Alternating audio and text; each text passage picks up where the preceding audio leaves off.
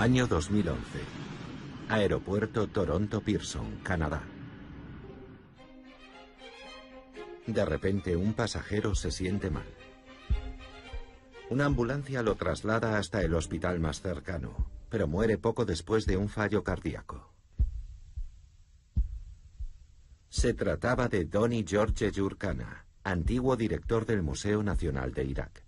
Dedicó los últimos 8 años de su vida a buscar las antigüedades y obras de arte sacadas ilegalmente de su país durante la invasión de las tropas estadounidenses. Había volado hasta Canadá para dar una conferencia sobre el destino de las colecciones perdidas. Durante la guerra de Irak, salieron ilegalmente del país alrededor de 15.000 objetos de diferentes épocas. Reliquias de Ur, Sumeria, Babilonia, Asiria. Casi todos procedentes de la antigua Mesopotamia, considerada la cuna de la civilización. Muchos de los tesoros sustraídos valen millones de dólares. 15.000 piezas son muchas para cualquier museo. En el año 2003, Donny comenzó a confeccionar una lista de todos los objetos desaparecidos para evaluar el alcance de las pérdidas e iniciar la reconstrucción del museo, que era y sigue siendo uno de los más importantes de Oriente Medio. La repentina muerte de Donny George sorprendió a sus colegas y amigos. Con 60 años, el antiguo director del Museo Nacional de Irak se dedicaba a dar conferencias por todo el mundo. Jamás dijo tener problemas de salud, y menos aún de corazón.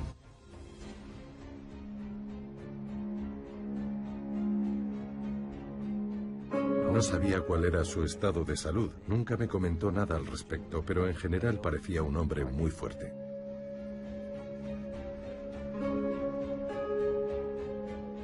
El saqueo del Museo Nacional fue un duro golpe para la cultura iraquí. Tras seguir el rastro de algunas de las colecciones por todo el mundo, Donny George descubrió que la mayoría de las piezas habían terminado en Estados Unidos. En sus conferencias y entrevistas para la televisión, el antiguo director no oculta sus sospechas. El plan para robar los objetos más valiosos se trazó antes de que las tropas estadounidenses invadieran Irak. ¿Habrían tenido estas acusaciones eco en Canadá? No lo sabremos nunca. Compartíamos una misma misión: encontrar los tesoros robados y devolverlos al pueblo iraquí. No tengo palabras para describir el valor y el heroísmo que mostró Donny en el desempeño de esa tarea. Según los datos que maneja la Interpol, el mercado negro de antigüedades es el tercero en importancia después del tráfico de armas y el de drogas.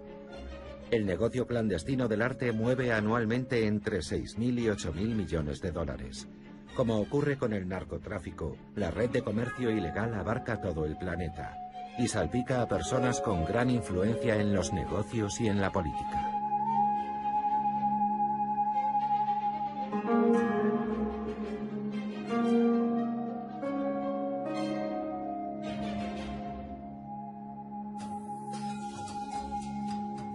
Irak, 2003. El ejército estadounidense ocupa el país. Tras varios bombardeos aéreos, Bagdad, la capital, se rinde. El caos y la anarquía reinan en la ciudad durante varios días. No hay policías en las calles, los soldados no tienen superiores a los que recurrir y las agencias gubernamentales están cerradas. Multitud de ladrones se dedican a robar en casas, tiendas y supermercados. El 14 de abril se produce el saqueo del Museo Nacional de Irak, que custodiaba la mayor colección de reliquias y antigüedades del país, un verdadero tesoro del Oriente Medio. Cientos de ladrones entraron en el museo y ante los ojos horrorizados de medio mundo, se llevaron todo lo que encontraron a su paso. En general, sustrajeron piezas de menor valor, aunque es difícil decir que hubiera algo de poco valor o de menor valor en el museo iraquí, porque allí todo era excepcional. Aunque parece un saqueo espontáneo, el personal del museo se sorprende al ver que los ladrones dejan las reproducciones de estatuas antiguas y se llevan las piezas originales. Además, la puerta de la cámara acorazada no parece haber sido forzada. Quien la abrió sabía lo que hacía. Entre los escombros se encontraron herramientas usadas habitualmente por los ladrones. Algunas de las piezas fueron extraídas con sumo cuidado de sus vitrinas. Todo indica que se trataba de auténticos profesionales que se habían preparado para la ocasión. Entraron en el museo. Recorrieron las 28 galerías y fueron escogiendo, de entre lo expuesto, las mejores piezas. Era como si hubieran ido de compras con una lista. Esa lista, como se descubrió después, se redactó en Ginebra, Nueva York, Londres, París y Tokio. El saqueo del Museo Nacional de Irak no es un desastre cultural aislado. Esta clase de expolio es común en los conflictos armados, e Irak no iba a ser una excepción. Mientras los vándalos rompían las vitrinas, los ladrones más expertos iban escogiendo los objetos de mayor valor. La impresión era que iban buscando unas piezas determinadas. La famosa arqueóloga egipcia Salima Ikram también habla de la lista que los saqueadores podrían haber llevado. Fueron a por objetos muy específicos, como si llevasen una lista. Destruyeron muchas cosas y se llevaron pocas. El destrozo tiene una razón de ser. Así se consigue que las reliquias que quedan intactas adquieran aún más valor. Egipto 2011. Mientras algunos claman contra el régimen de Mubarak, otros irrumpen en el Museo Nacional del Cairo. 2 años después se reanudan las protestas y una vez más se reproducen los saqueos, esta vez en un museo de El Minya. Siria 2014. Solo han pasado unos meses desde que estallara la guerra y 1/3 de los museos del país ha sido saqueado. Unos años antes, en 1996, una multitud arrasó el Museo Nacional de Afganistán en Kabul. Desapareció el 80% de su colección. Durante estas 2 décadas, las piezas del museo han ido apareciendo en Alemania, Suiza y Japón. Se trata de objetos muy valiosos. En Afganistán no hay muchos arqueólogos y nuestro conocimiento del pasado del país, que es rico y diverso, ha sido siempre bastante limitado. Fue una gran pérdida. Salima Ikram también busca colecciones robadas, como hacía Donny George antes de morir en circunstancias sospechosas. En un principio estuvo de acuerdo en aparecer en este reportaje, pero al poco tiempo de comenzar puso fin a la entrevista de manera abrupta e inesperada. Afganistán es un país inmerso en una terrible guerra y se han producido saqueos por todas partes. Puede que tengan muchos... No sé. Lo siento, prefiero no seguir. Los afganos podrían matarme. Corta. ¿Tan poderosos son los marchantes del mercado negro como para iniciar guerras y asesinar a quien les apetezca? ¿Cómo funciona esa red criminal? ¿Qué camino siguen las piezas robadas para terminar en alguna colección privada o en la sala de algún respetable museo?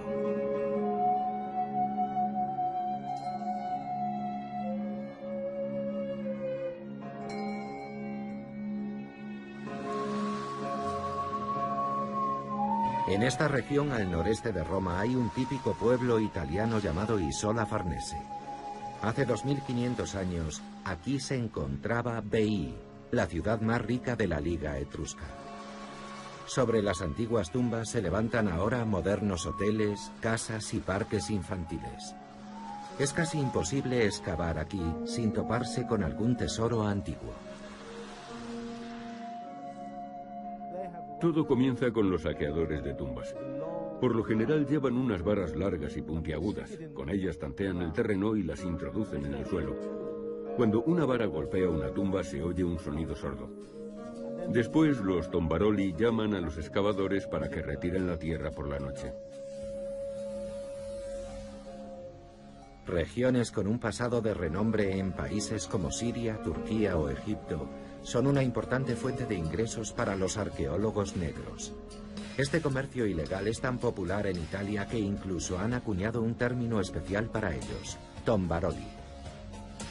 Estos delincuentes sin escrúpulos buscan piezas de gran valor y no les importa ganar dinero a costa de expoliar el patrimonio histórico de su país. Cuando las excavaciones las hacen los arqueólogos de verdad, antes se realizan muchos trabajos previos, de preparación, mientras que los saqueadores a veces llegan a usar máquinas excavadoras. No les importa destruir una tumba con tal de conseguir lo que buscan. Los tombaroli venden el botín a los ricettatori, los que reciben la mercancía, que están en contacto con los clandestini, los contrabandistas que pasan por la frontera objetos de valor incalculable. Y esto es solo el comienzo. Existe toda una red en la que, además de los saqueadores, también participan casas de subastas y conservadores de museos. Todos trabajan bajo el principio de que la mano derecha no sepa lo que hace la izquierda. Peter Watson ha realizado muchas investigaciones periodísticas. En el año 2008, una de ellas concluyó con un libro sensacional, La conspiración de Medici. En él habla de una red que durante 30 años ha estado sacando antigüedades de Italia y las ha vendido por todo el mundo. Los miembros de este círculo actuaban con gran osadía y confianza en sí mismos, pero lo que más sorprendió a todos fue su cinismo. Llegaron a romper en pedazos reliquias de 1000 años de antigüedad para sacarlas del país. Luego guardaban los fragmentos en bolsas de plástico. Que rompieran los objetos y guardaran los pedazos fue lo que más me impresionó. Jamás me habría imaginado algo así hasta que lo vi. Te enteras de esas cosas y luego te preguntas, ¿quién quiere un jarrón roto? Pero entonces descubres que esa gente cuenta con restauradores que esperan el material al otro lado de la frontera. Son verdaderos expertos capaces de recomponer el objeto como si nada. Pueden estar varios meses recomponiendo una vasija cuyo valor oscilaría entre los 200.000 y los 2,5 millones de dólares. Este método se hizo tan popular que también comenzaron a romper frescos para sacarlos del país en furgonetas, como si se tratara de escombros. Los investigadores encontraron fotos de unos preciosos frescos que cubrían toda una pared. Estaban intactos. Y en las siguientes imágenes se veía la misma pared italiana, pero sobre una mesa rota en pedazos. Fue algo asombroso, increíble, imposible. Los hallazgos de los arqueólogos negros en teoría son propiedad del Estado, pero la realidad es que se mantienen fuera de la legalidad. Si una pieza antigua y de gran valor no figura en alguna lista, en algún lugar, simplemente no existe. Sin embargo, las piezas expuestas en los museos de Oriente Medio se incluyeron en la base de datos del registro de obras de arte perdidas, y ahora se sigue su rastro por todo el mundo. En el año 2003, el coronel del ejército estadounidense Matthew Bogdanos fue uno de los militares que ocuparon Bagdad. Ahora intenta corregir los errores cometidos por sus compatriotas. Lleva más de 10 años investigando el paradero de las colecciones robadas del Museo Nacional de Irak. El objetivo es devolverlas a su pueblo, y para conseguirlo, a menudo ha tenido que arriesgar su vida. He pasado los últimos 10 años cazando antigüedades y he arriesgado la vida tantas veces que ya he perdido la cuenta. Dudo que haya nadie más implicado que yo en la recuperación de las piezas robadas, aunque por supuesto no soy el único, pero yo soy el que más se ha arriesgado. ¿Por qué este militar americano está tan preocupado por el destino de la colección de Oriente Medio? Matthew proviene de una familia de anticuarios. Es licenciado en Filosofía y Letras y tiene un máster en estudios clásicos, aunque finalmente decidiera consagrar su vida al ejército. Se retiró con la graduación de teniente, pero cuando en el 2001 el atentado de las Torres Gemelas casi acaba con su familia, decidió regresar al cuerpo de marines. En Bagdad, por casualidades del destino, se reencontró con el mundo del arte. Le ordenaron proteger el Museo Nacional el día después del saqueo. Aquella gente sabía muy bien lo que estaba buscando. Llegaron a Bagdad en avión o por carretera unos días antes para preparar el asalto. Vieron en la guerra la oportunidad de sus vidas.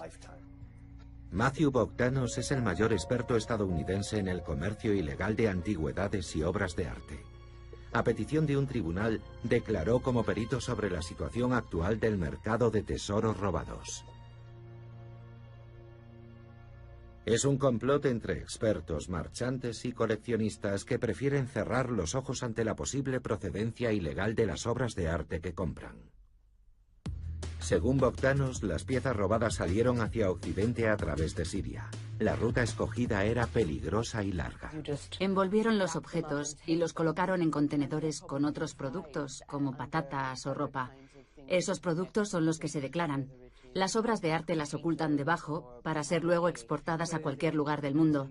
A veces incluso viajan dentro de valijas diplomáticas.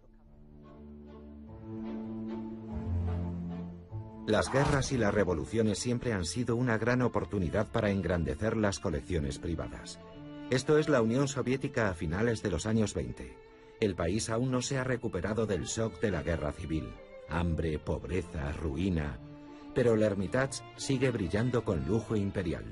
En su interior se guardan obras maestras de Tiziano, Rembrandt, Rafael, Giorgione, Jan van Eyck, además de muchos otros objetos codiciados por numerosos coleccionistas privados. Y no son pocos los millonarios dispuestos a hacerse con esos tesoros. Andrew Mellon, hombre de negocios estadounidense, Kalous Gulbenkian, magnate del petróleo de origen americano, Armand Hammer, empresario, todos buscan cómo acercarse a la nueva élite soviética. Sin embargo, los mejores intermediarios los encuentran entre la intelectualidad rusa.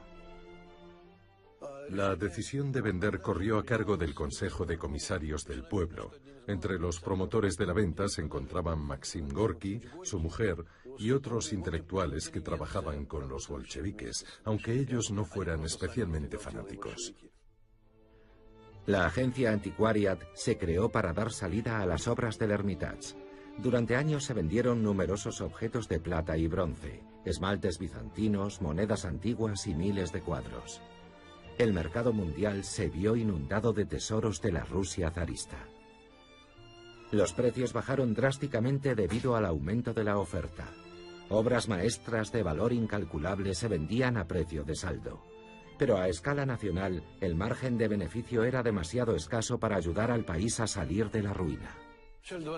En los años 20 y 30, el gobierno soviético cometió un crimen contra la cultura rusa.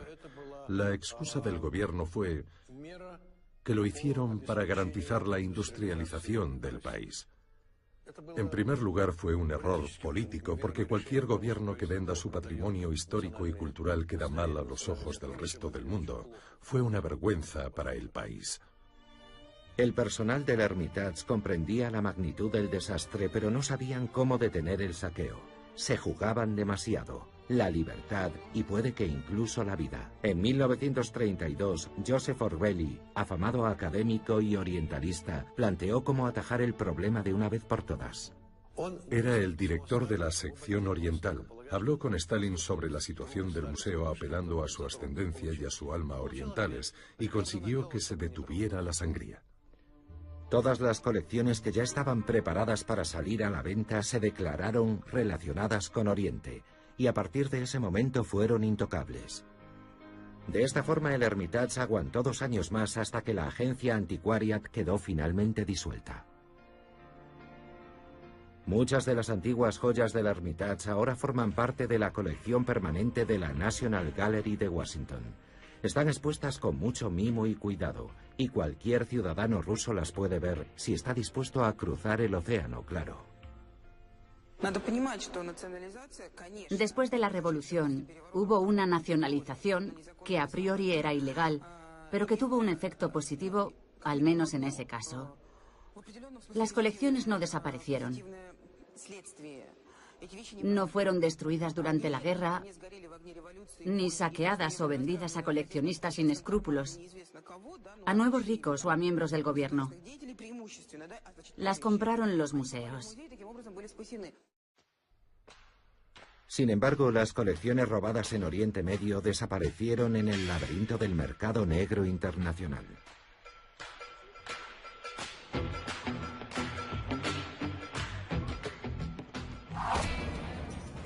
Las antigüedades y las obras de arte adquiridas de manera ilícita suben de precio si se venden de forma legal. Pero ¿cómo se legaliza un objeto robado? Es muy sencillo. En muchos países algunos delitos prescriben pasados unos cuantos años. Si alguien guarda un objeto robado de forma pública y continua durante cierto tiempo, su posesión acaba siendo legal y por consiguiente su precio sube. Lo mejor es guardar el objeto entre otras obras de arte, para que no llame demasiado la atención, pero sin ocultarlo. También es importante dejar constancia de la fecha en la que se adquirió la pieza. Un objeto obtenido de forma ilegal puede permanecer en una modesta tienda de antigüedades o en una galería grande y bien conocida. Digamos que hay galerías en grandes ciudades, con impresionantes colecciones legales, pero que en sus almacenes guardan objetos ilegales. De modo que las piezas legales, la infraestructura legal de distribución, los contactos con marchantes y la experiencia en la importación y exportación de objetos legales, todo eso se usa para traficar con objetos ilegales. Los grandes traficantes del mercado negro también utilizan instalaciones especiales, enormes almacenes de aduanas situados en los grandes aeropuertos de todas las capitales. Se usan para guardar objetos en tránsito, pero los traficantes los utilizan para ocultar cuadros, estatuas y antigüedades. Estos objetos se empaquetan en cajas y se arrinconan en alguna esquina hasta que prescriba el delito. Este periodo difiere dependiendo del país.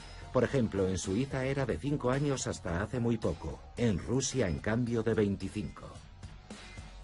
Por eso los traficantes prefieren dejar las piezas robadas en Europa.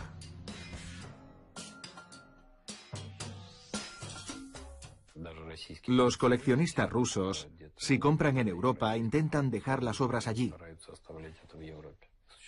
Me refiero sobre todo a los depósitos de almacenaje de los aeropuertos. Instalaciones especiales donde se puede guardar una gran cantidad de obras de arte. Esa es la mejor opción. Se compran en Europa y se dejan allí. Los almacenes de aduanas de Ginebra sirvieron de gran ayuda al mayor traficante de arte del mundo, Giacomo Medici, el protagonista del libro escrito por Peter Watson. Allí montó sus talleres, por los que pasaron miles de objetos valorados en cientos de millones de dólares. Tenía 25.000 piezas almacenadas. Era una persona muy metódica. Guardaba fotos Polaroid de todos los objetos que habían pasado por sus manos. Según sus archivos, parece que muchas de esas piezas ahora se exhiben en el Museo Metropolitano, en el de Boston y en el Getty, entre otros. Descubrimos que esas infraestructuras eran más importantes de lo que habíamos pensado en un principio. Medici fue detenido en 1995 cuando intentaba vender 3 estatuas de mármol romanas robadas a un coleccionista privado. Los carabinieri registraron sus almacenes y talleres y encontraron decenas de miles de reliquias de origen griego, romano y etrusco. El valor de las piezas más antiguas alcanzaba los $2,5 millones de dólares. Resultaba evidente que Giacomo Medici era culpable y sin embargo se necesitaron 9 años para llevarlo a juicio. Giacomo Medici es una de las maravillas de este mundo. Parece un tipo rústico, un agricultor o un granjero, pero es un gran embaucador.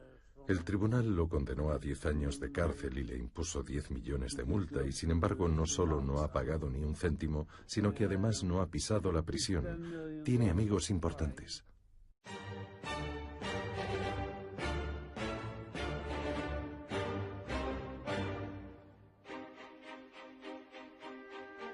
Hasta hace solo unos años, Michel Van Rijn se dedicaba al mismo negocio que Giacomo Medici. Traficaba con antigüedades y obras de arte.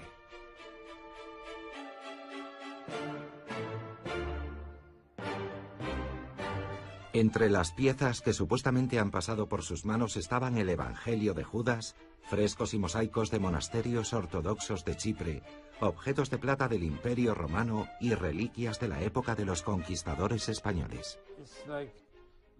Me dedicaba a blanquear antigüedades robadas. Siempre hay algún país que, ya sea por pobreza o por falta de interés en el arte cristiano, por ejemplo, te deja hacer lo que quieras. Y puedes sacar cosas, porque les da igual lo que exportes. Su negocio creció rápidamente, pero un buen día Van Rijn dio un giro total a su vida. Comenzó a dar entrevistas para hablar de la red criminal que operaba dentro del mundo del arte, y creó una página web para seguir el rastro de las antigüedades robadas. Las amenazas anónimas no se hicieron esperar. Me dispararon 2 veces. Me acuchillaron. Ya me daba por muerto. En una ocasión dejaron fotos de mis hijos bajo la puerta de mi casa y comprendí lo que querían de mí. Cedí, cerré la página web, se acabó. Los objetos exclusivos y muy caros con los que trabajaba se vendían mal si no estaban documentados. Entre sus clientes había expertos en arte e incluso grandes museos. El antiguo marchante de arte afirma que no es tan difícil falsificar esos documentos. Solicitas una búsqueda en la base de datos del registro de obras de arte perdidas con la excusa de que es un regalo de tu abuelita y quieres saber si se trata de una falsificación o no. Y si te contestan que suerte tener algo así no figura en nuestras listas, ya puedes tantear a algún museo o coleccionista porque estás limpio. Sé que es una vergüenza, los artículos que no figuran en ningún listado deberían estar mejor controlados.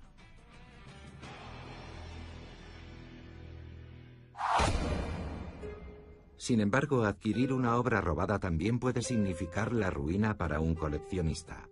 Esta es la historia de uno de los tesoros más hermosos de la antigüedad, el tesoro de Sepso.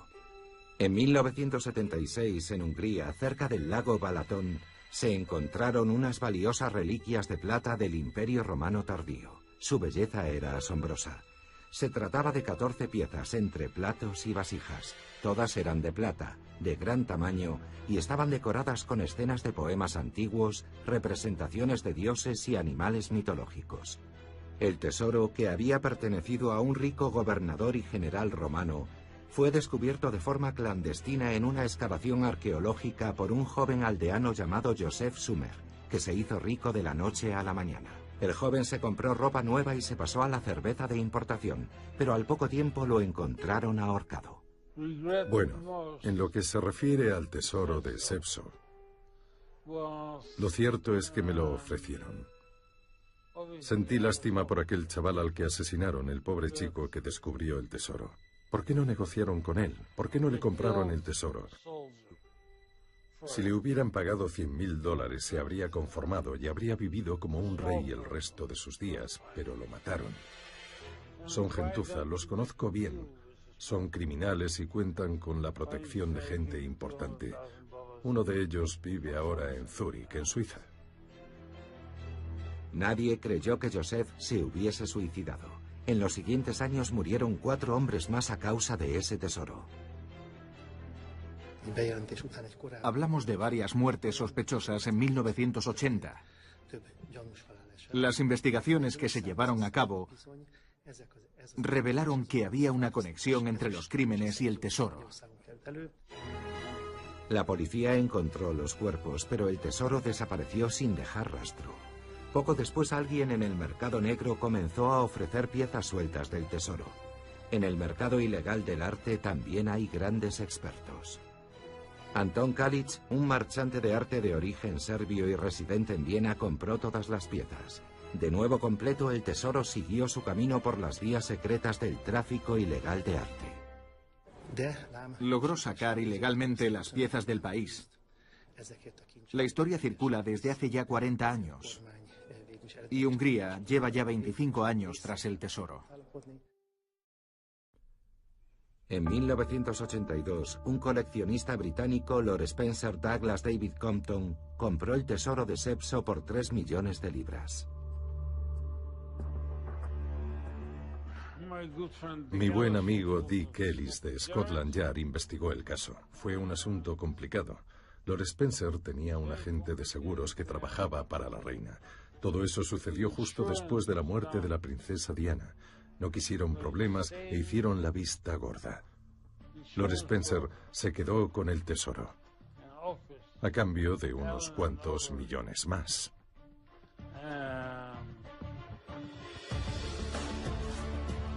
Dos años después, Lord Spencer decidió vender el tesoro al Museo Getty por 10 millones de dólares. Sin embargo, al final el trato no se cerró, porque en el museo descubrieron que la documentación estaba falsificada. 7 años después, Lord Spencer intentó vender el tesoro de nuevo, esta vez a Sotheby's, y tampoco tuvo suerte. Hungría, Líbano y Yugoslavia reclamaron las piezas. Tenemos 3 pruebas arqueológicas de su origen húngaro. La palabra Pelso, el nombre romano para el lago Balatón, inscrito en uno de los platos del tesoro, sobre el agua y junto a un pez. La segunda prueba es un cuadrípode de plata que ahora se expone en el Museo Nacional Húngaro de Budapest.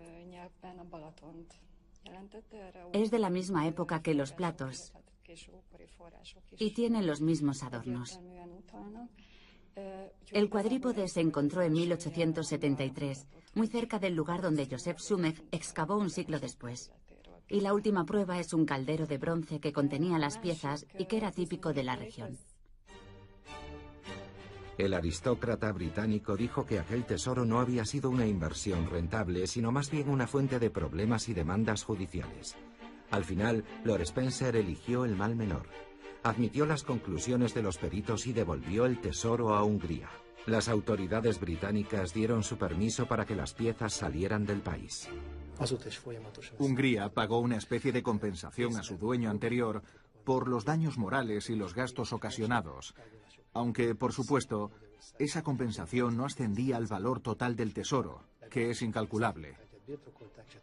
Así fue como lo recuperamos, al menos 7 de las 14 piezas. Seguimos negociando para conseguir el resto. Ahora el tesoro de Sepso se exhibe en el Parlamento húngaro como patrimonio cultural del país. Y los anteriores dueños solo consiguieron muerte, decepción y, en el mejor de los casos, pérdidas económicas.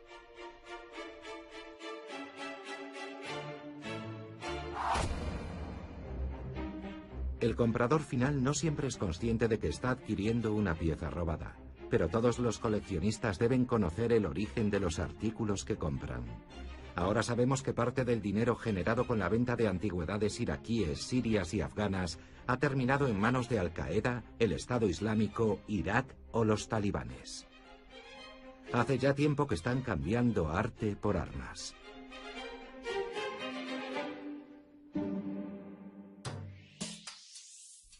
En el año 2003, cuando seguíamos el rastro de las piezas robadas en el Museo de Irak, descubrimos algunas al detener a grupos de extremistas radicales.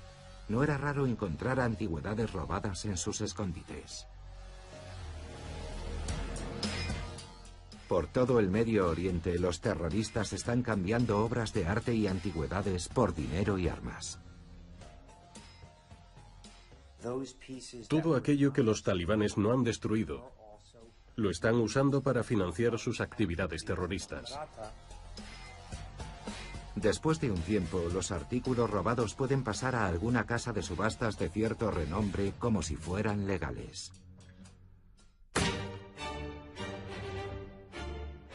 Todas las casas de subastas importantes desempeñan un papel crucial en este negocio. Cuidan su reputación y tienen expertos del más alto nivel. Cuando alguien compra un artículo en una subasta lo hace creyendo que no es robado, ni se trata de una falsificación. Pero esto no siempre es así. No ocurre con frecuencia, pero sucede. En primer lugar, las casas de subastas tienen derecho a vender los artículos públicamente o en privado. Es más, se venden muchas piezas antes de que se celebre la subasta. Te acercas 10 días antes y dices que tienes un comprador para un artículo. Y la negociación suele ser muy sencilla. Te dicen, muy bien, adelante. Ellos se quedan con su comisión y el artículo se ha vendido antes de la subasta. En el año 2008, en Nueva York, la casa de subastas Christie's sacó a la venta unos pendientes por $65.000. El lote 215 atrajo la atención del antiguo director del Museo Nacional de Irak, Donny George Yucana. Fue él quien descubrió aquellas joyas de 3.000 años de antigüedad pertenecientes al periodo neoasirio en las excavaciones de la ciudad de Nimrud. Pero la descripción del lote 215 en el catálogo de Christie's decía que los pendientes eran idénticos a unos del periodo neoasirio que habían sido adquiridos a su legítimo dueño en 1969, un año antes de que entrase en vigor la convención de la UNESCO por la que quedaba prohibido vender joyas sin confirmar antes su procedencia. La gran reputación mundial del experto bastó para que Christie's retirara el lote de la subasta. Los pendientes volvieron a Bagdad.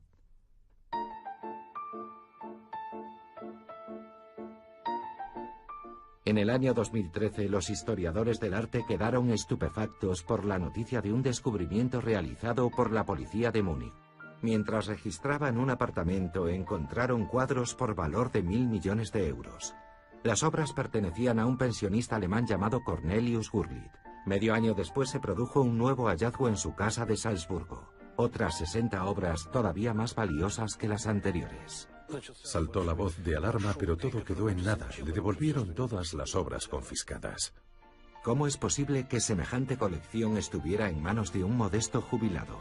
La policía buscó en los archivos nazis y descubrió que el padre de Gurlitt, Hildebrand Gurlitt, un marchante de arte, había sido miembro de la Comisión para la Explotación del Arte Degenerado.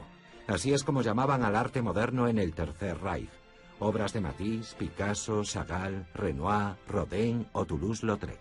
Dicha comisión debía adquirir todas esas extrañas pinturas, venderlas en el extranjero y utilizar el dinero para comprar obras de los maestros clásicos.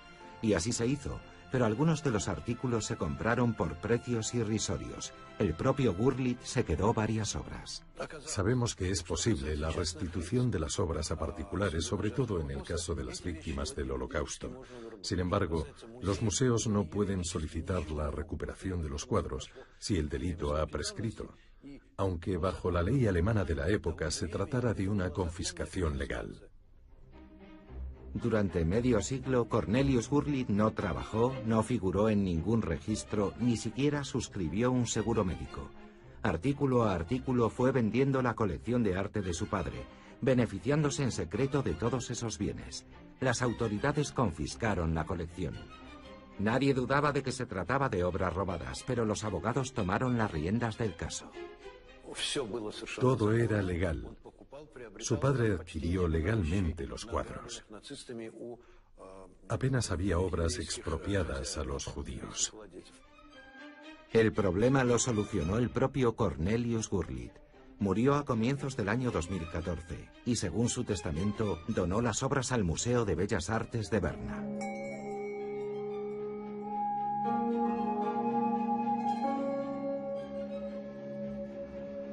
Lo más sorprendente es que muchos museos tienen relación con la red de marchantes del mercado negro. En sus galerías se exponen antigüedades desaparecidas, algunas procedentes de zonas en guerra. Según la investigación del periodista Peter Watson, el comercio ilegal de antigüedades no podría existir si no hubiera una especie de pacto de silencio entre los marchantes de arte, las casas de subastas y los museos. Tenemos fotos de algunos conservadores de museos de vacaciones en Italia y Grecia con marchantes directamente relacionados con saqueadores de tumbas. Este es un mundo cerrado en el que todos se conocen. Incluso se van de vacaciones juntos. En el año 2005, la antigua conservadora del Museo Getty, Marion True, y el marchante de arte Robert Hecht fueron acusados de conspirar para exportar ilegalmente antigüedades de Italia. Compraron varias obras a Giacomo Medici y las vendieron al Museo Metropolitano de Nueva York. Una crátera egipcia, especie de vasija donde se mezclaba el vino con agua, conocida como la crátera de Eufronios, le costó a los estadounidenses más de $1 millón. Durante la investigación se encontraron piezas similares, pero los peritos del museo jamás comparecieron ante un tribunal de justicia porque el delito prescribió a los 5 años. Algunos de los objetos que pasaron por las manos de Medici regresaron a Italia con la condición de prestar al Museo Americano objetos de valor similar para exposiciones temporales. En el año 2013, Estados Unidos informó a bombo y platillo que habían devuelto a Irak 10.000 tablillas cuneiformes de los tiempos de los sumerios y babilonios. Pero ¿cómo llegaron estos valiosos objetos a Estados Unidos? Un coleccionista donó las tablillas a la Universidad de Cornell en el año 2000. Los expertos no tienen ninguna duda de que estos objetos salieron de Irak en 1991, durante la Operación Tormenta del Desierto. Aunque todavía no han sido devueltos a Irak, los periódicos americanos llamaron a esta operación la mayor restitución de antigüedades de la historia. Desgraciadamente, los americanos en realidad estaban haciendo un pacto de alto nivel con el diablo, y solo para mostrar al mundo que devolvían algunos objetos a sus legítimos dueños. El diablo son los talibanes. Puede que entre los talibanes y el gobierno de Estados Unidos solo haya 1 o 2 intermediarios. El caso es que el gobierno americano queda bien de cara al mundo al entregar algunas antigüedades al embajador iraquí. Fingen hacerles un favor, aunque en realidad se trata solo de una operación de lavado de cara, nada más.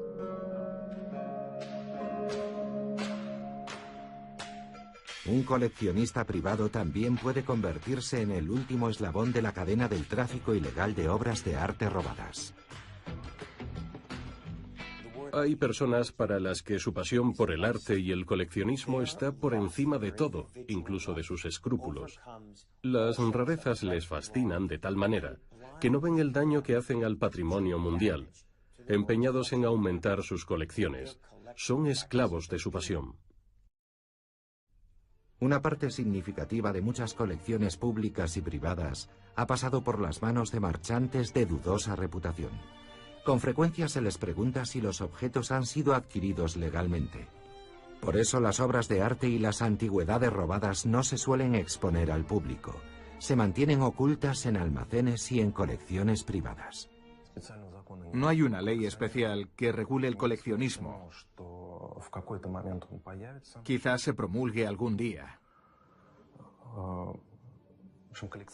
El coleccionismo no está regulado por ley, así que todo el mundo puede coleccionar lo que quiera y mostrar su colección a quien desee.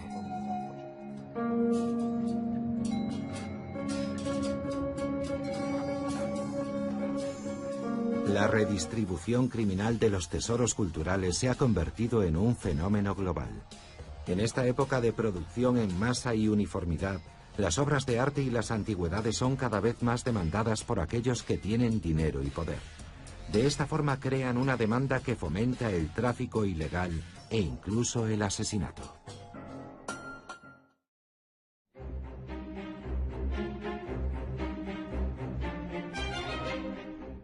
Es curioso que fuera el Consejo Americano de Política Cultural quien solicitara una regulación menos estricta sobre la importación y venta de objetos culturales sin documentar. El Consejo se formó en el año 2002, un año antes de la invasión americana de Irak, y poco después de que los saqueadores entraran en los museos iraquíes, la organización fue disuelta.